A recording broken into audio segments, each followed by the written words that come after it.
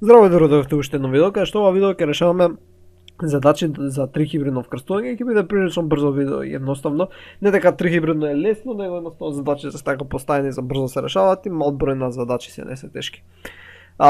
Сега се надам дека го проследивте пред теоријскиот дел на трихибридно вкрстување, што добро не е тоа нешто си теорија, едноставно како вовед во трихибридно вкрстување. Сега да започнеме. Значи првата задача гласи ако се вкрстат грашок со жолта боја, значи, жолтата боја е доминантна, значи ќе ставиме со големо А, жолта боја, со округло зрно, значи зрното е округло, и виолетов цвет, значи С, големо С, кој дава виолетов цвет. Се вкрсти со грашок кој има зелена боја, тоа е мало, рецесивно А, дава зелена боја.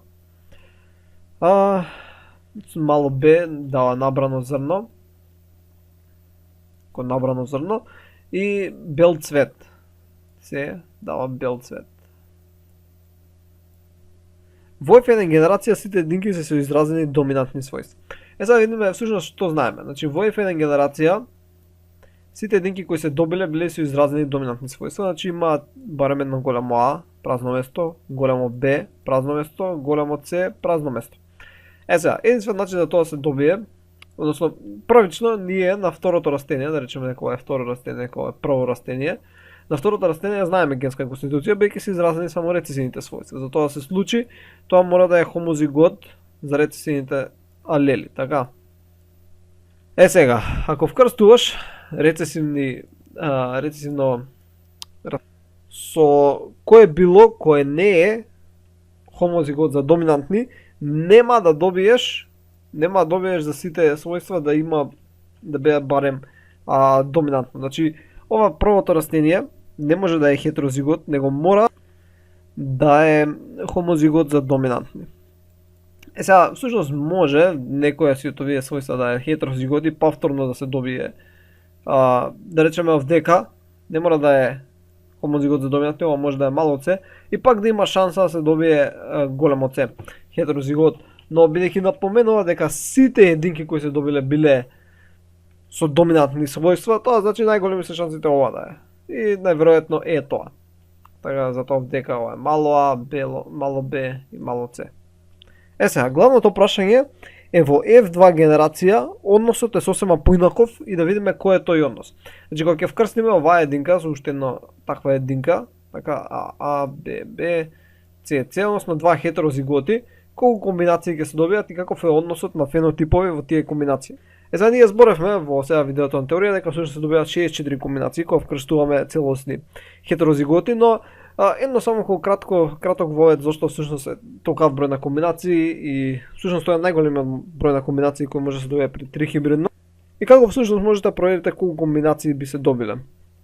И од кај произлегува тој број. Да речеме кога вкрстуваме за монохибридно, да речеме го вкрстуваме првото својство и да речеме дека вкрстуваме два хетерозиготи, се добиваат 4 можни комбинации, така две доминантни А, два хетерозиготи и едно рецесивен хомозигот.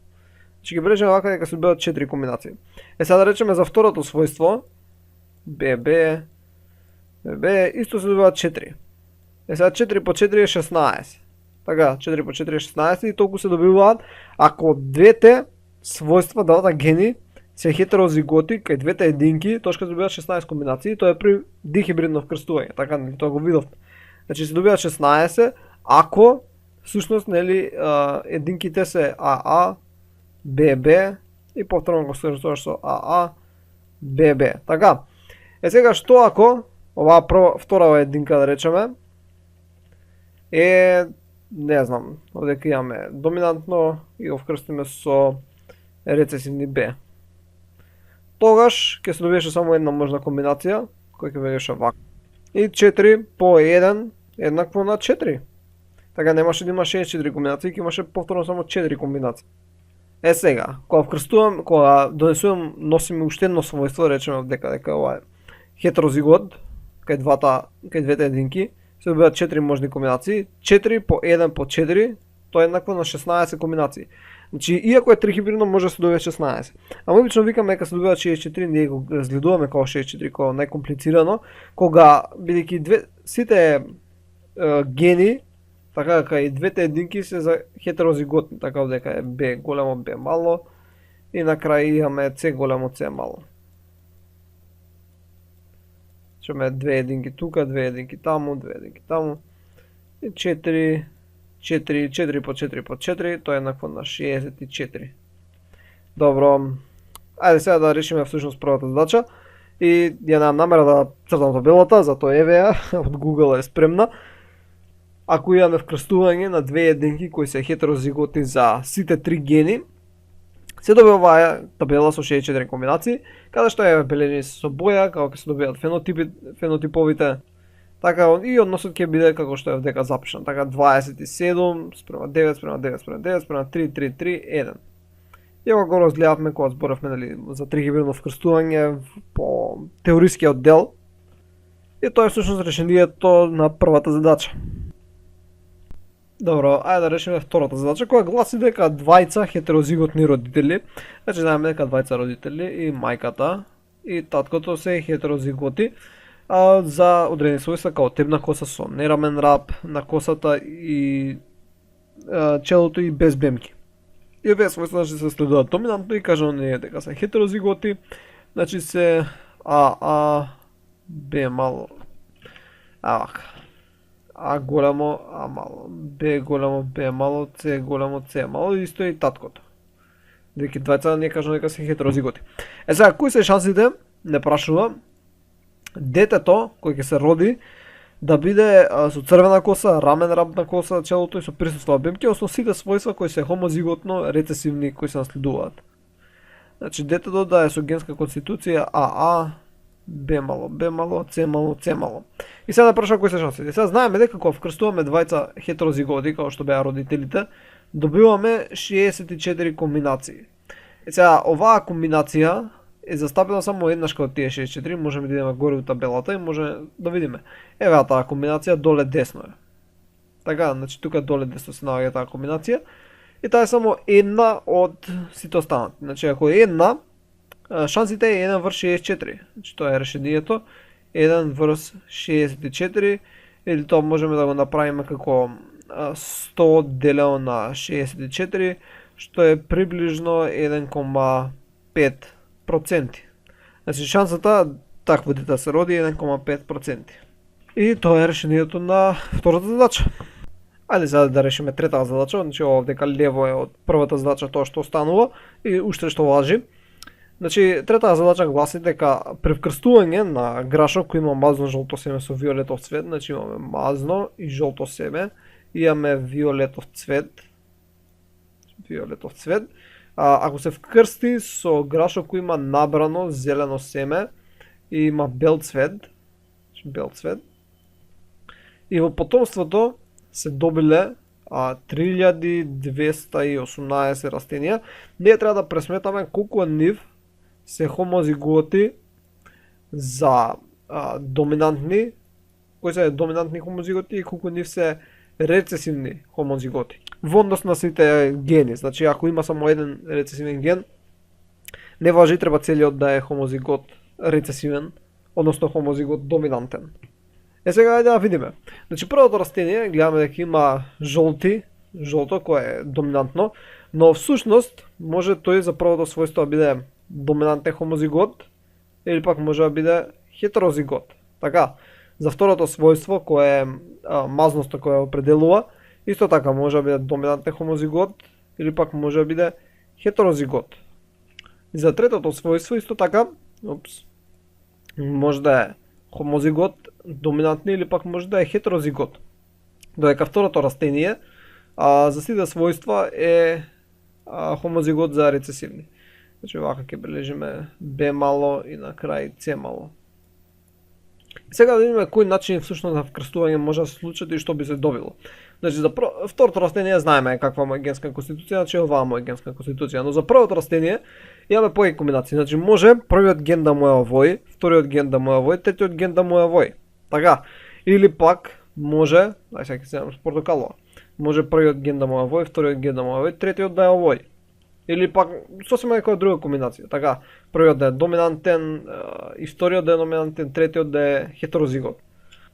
Значи постојат голем број на комбинации како би можела да биде генска конституција на првото растение. И да сега ги разгледаме сите комбинации, така што ќе започнеме од првата, каде што мислам за второто растение нема да ги запишуваме постојано, значи само комбинациите за првото растение. Значи првата комбинација е каде што ќе биде хомозигот за доминанти за сите три својства, за сите три гени, и кога ќе се вкрсти, тоа што ќе се добие, вака втората поена ќе биде сина, тоа што ќе се добие ќе бидат се хетерозиготи. Така да ќе има 0 хомозиготи за доминантни и 0 за хомозиготи за рецесивни. Бидејќи сите ќе бидат хетерозиготи, така кога имаме доминантен хомозигот со рецесивен хомозигот, ќе се добијат се хетерозиготи. Ако беше растението, првите два ако беа доминантни, третиот беше хетерозигот, тогаш за првите две својства секогаш ќе беа сите хетерозиготи, но за третото својство, за третиот ген, значи за С, може ќе беше хомозигот, може да ќе беше хетерозигот или ќе беше хомозигот за рецесивни, ама повторно тоа ништо не менува, зашто ние кога броиме дали имаме хомозигот доминантни или хомозигот рецесивни, единствено се важи ако сите овие три гени се исто, хомозиготи рецесивни или хомозиготи доминантни. Ако е само третиот, не прави никаква разлика, така што ќе имаме 0 хомозигот доминантни, 0 хомозигот рецесивни. Да видиме уште една комбинација. Сега каде што вака ќе имаме. И повторно, сега истата комбинација го преска, само што наместо на С, на Б е работата и повторно ќе имаме 0 со 0. Наредна комбинација Б големо Б мало и сега со С големо С мало. Сега за два гена ќе може да бидат хомозигот рецесивни, ама повторно тоа не ни врши работа, треба за сите три да е хомозигот рецесивно за да го броиме. Така што тоа ќе биде исто 0. Друга комбинација е сега ако идеме со А мало, А големо А мало и сега повторно сите да ги повториме од почеток. Значи Б големо Б големо С големо С големо и така натаму. И се тоа ќе биде 0 да прека 0. Друга комбинација А големо А мало, Б големо Б мало, односно пак Б големо, па С големо С мало, повторно 0 запрека 0. А големо А мало, Б големо Б мало, С. Тоа е повторно 0 0. И сега имаме А големо А мало, Б големо Б мало, С големо С мало. Сега при ова кога ќе го вкрстиме со А мало, Б мало, Б мало, С мало, С мало, и сега ќе направиме всушност вкрстувањето за да се види.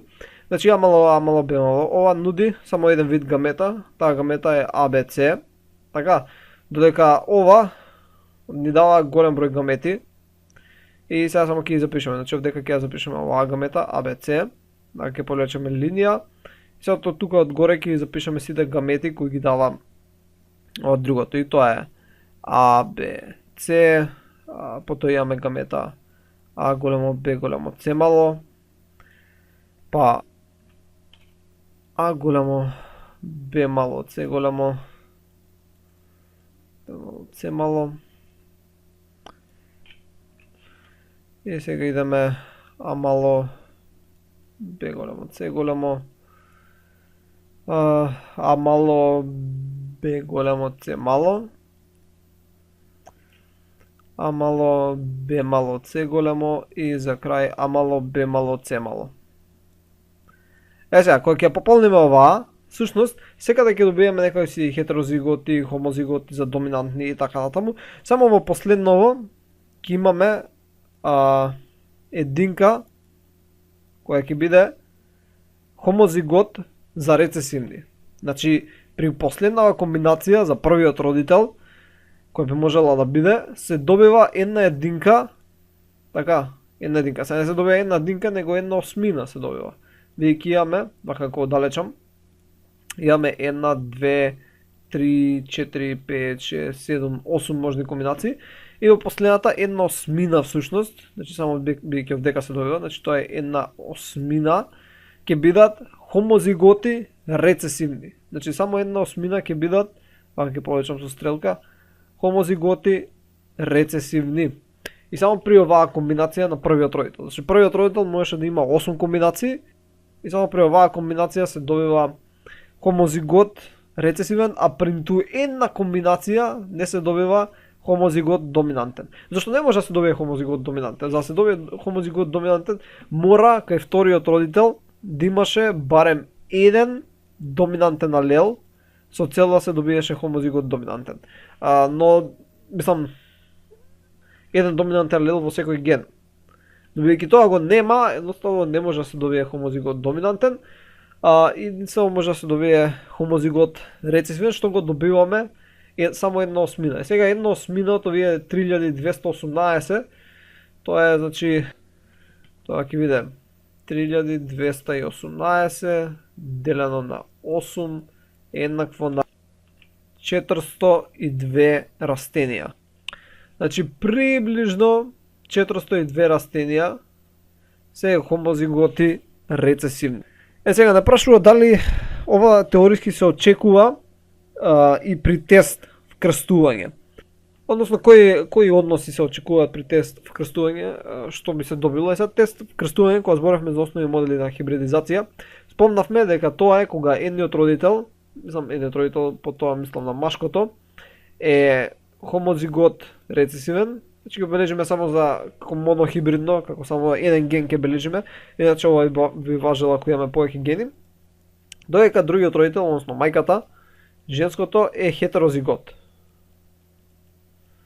Што баш тоа и го имаме во последнаа комбинација. Значи последнаа комбинација што ја разгледавме, овдека ќе ја бележам.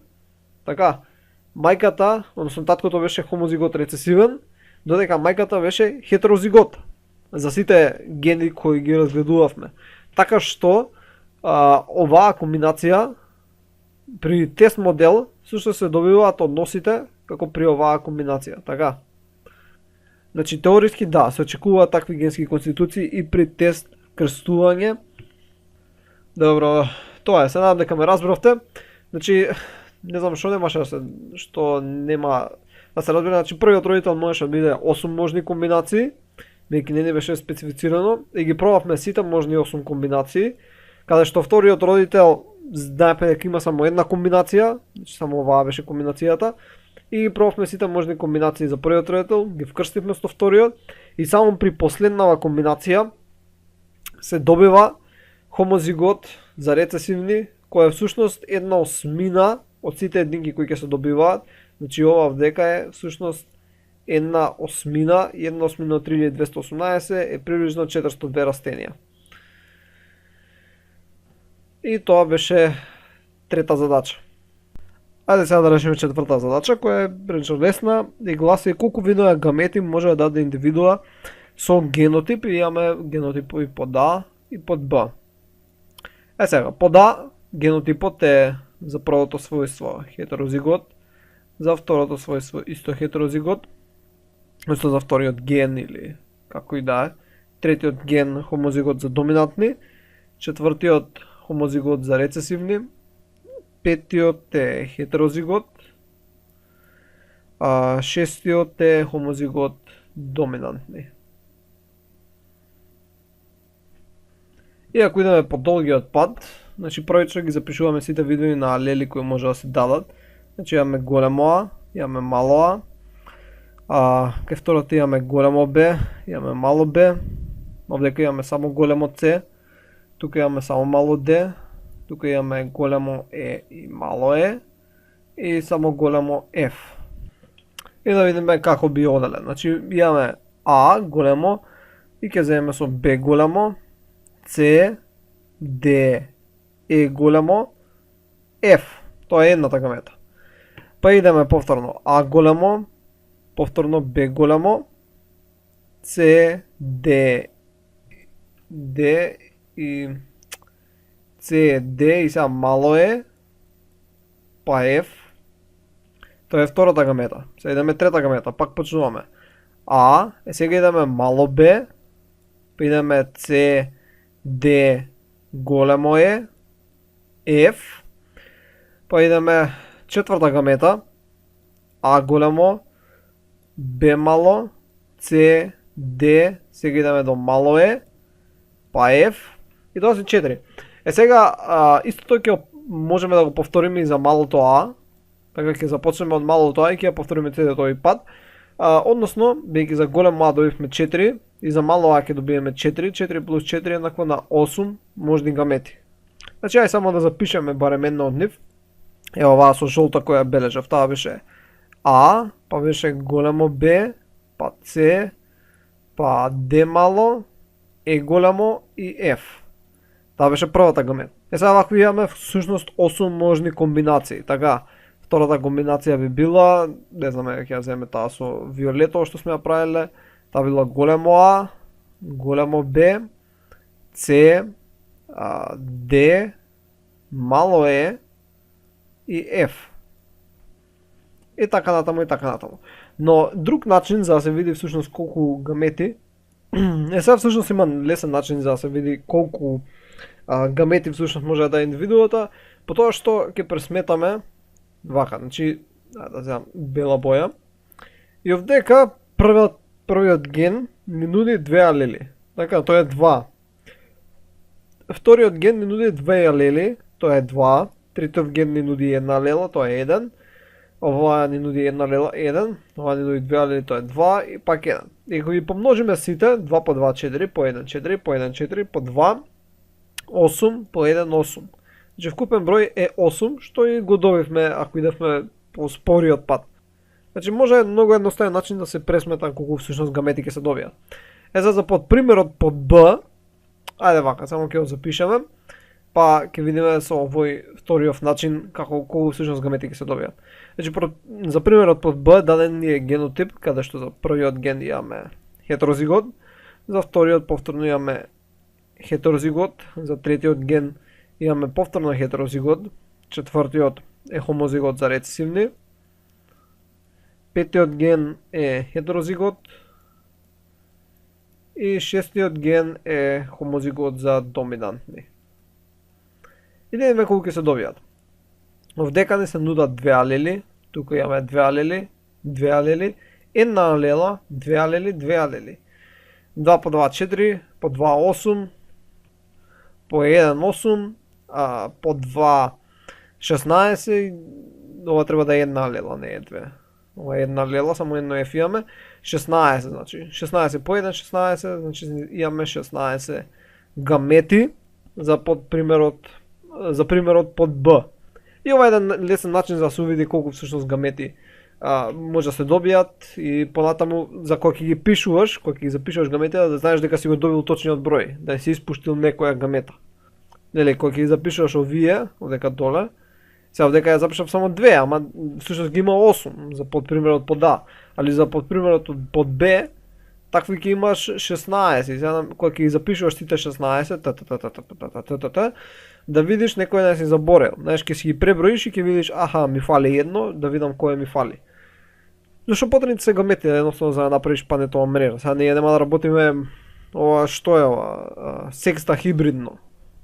Ние одиме до 3 хибридно, нормално. Но добро, тоа беше за ова видео, тоа беше за задачите за 3 хибридно вкрстување. И тоа беше се за ова видео, се надам дека научив нешто ново и ќе се видиме во наредното видео. Довидување.